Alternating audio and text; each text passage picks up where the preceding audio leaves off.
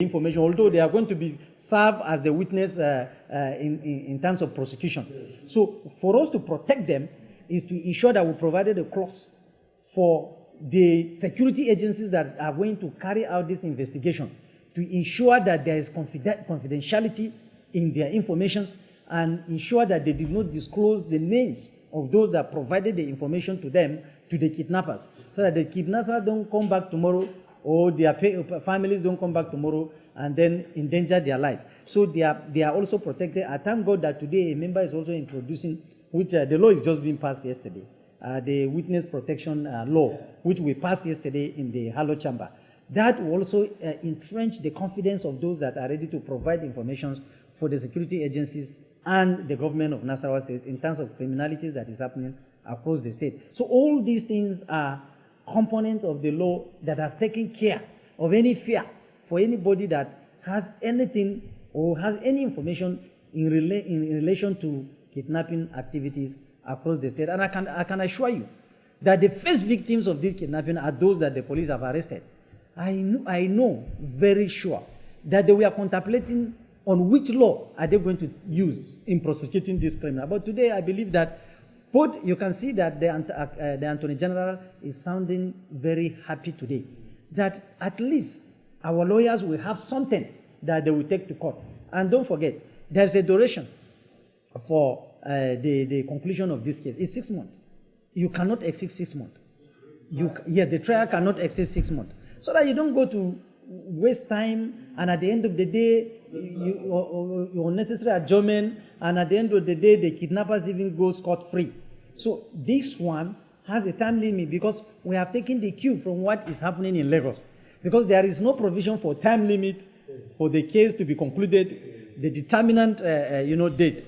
That is why that loophole has given them the opportunity to continue to, and the most popular kidnapper is still there, languishing in the prison without anything to do. But ours is different.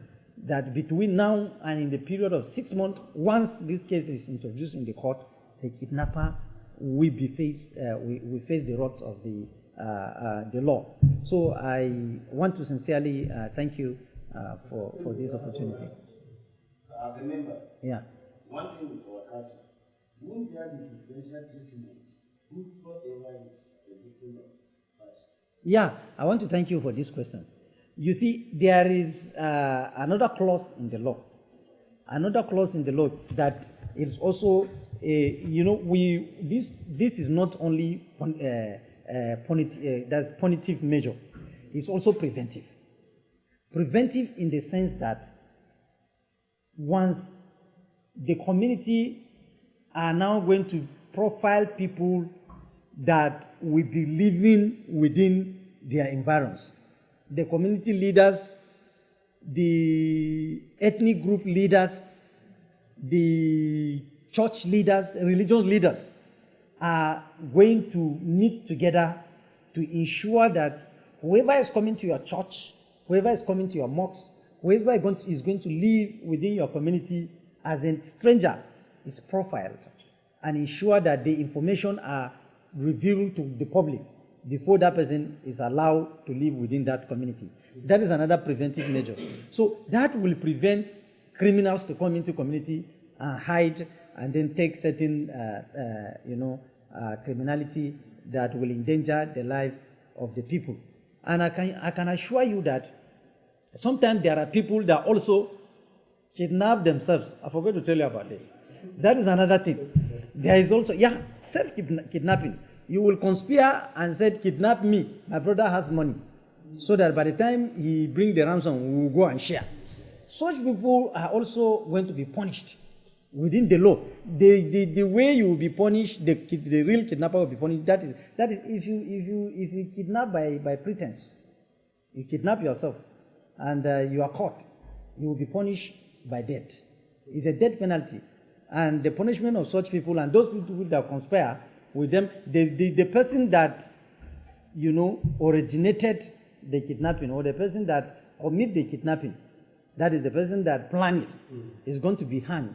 And those that conspire with him are going to stay life imprisonment. So these are the laws and the clauses that has dealt with all the style that the kidnappers will use, and including those that will fake kidnapping. Somebody will just fake it and collect ransom. So that preventive measures has been taken care of by law. Sir, now this is very harsh. Yes. Especially with the implication of community heads and all that. How do you break this thing down so that everybody in the community will know that there's a law? Because a lot of times people claim ignorance. Yes. So how do you break this thing down to circulate and realize? Thank you. I think ours is to make the law. Now the governor has signed the law, and this law has become a law in Nasarawa State that has prohibited any act of kidnapping in the state.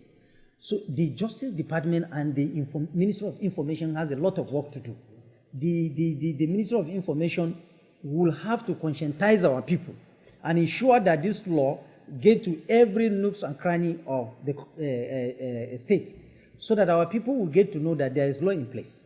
So there is going to be a lot of pragmatic, information dissemination, so that people will be aware of the law, including those that are planning to carry out this act. So that that is another way of his question of preventing the kidnapping. By the time you disseminate information and you conscientize people about the law and the punitive measures that the law has envisaged, I think that will make people to sit back and have a rethink, and including those that are planning to carry out this act, they will have a rethink and sit up and say, look, if we do this, this is the consequence, and this will help. So honestly speaking, you people have to also help the press to ensure that information get to the nooks and cranny of the state. Thank you.